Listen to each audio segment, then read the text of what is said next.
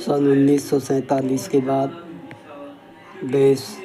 लोकतंत्र के लगभग 80 वर्ष पूरे करने जा रहा है। इन 80 वर्षों में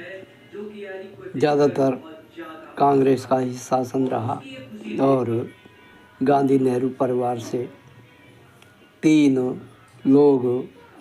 जो है प्रधानमंत्री बने और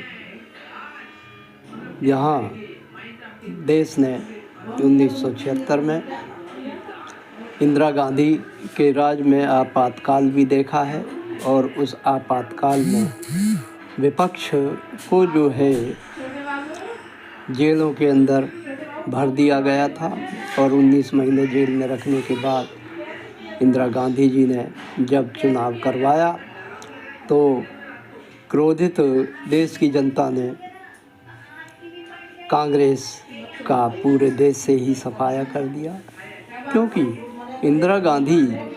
जी जो है तानाशाह बन चुकी थी और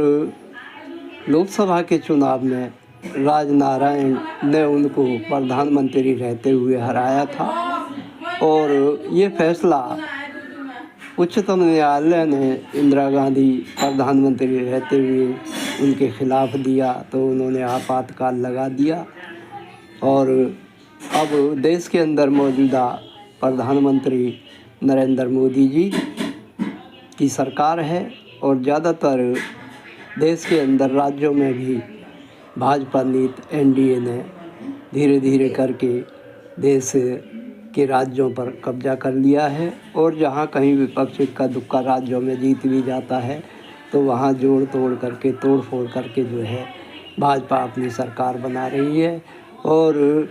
मोदी जी के सिवाय भाजपा के अंदर कोई ऐसा नेता नज़र नहीं आता जिसको कि कहा जाए कि यह जो है भाजपा केंद्र में जो नेता है मोदी है तो मुमकिन। इसी नारे के साथ जो है लोकसभा चुनाव हो, विधानसभा चुनाव हो या स्थानीय निकाय के चुनाव भी हो तो वहाँ मोदी के नाम पर चुनाव लड़ा जाता है और भाजपा ने देश को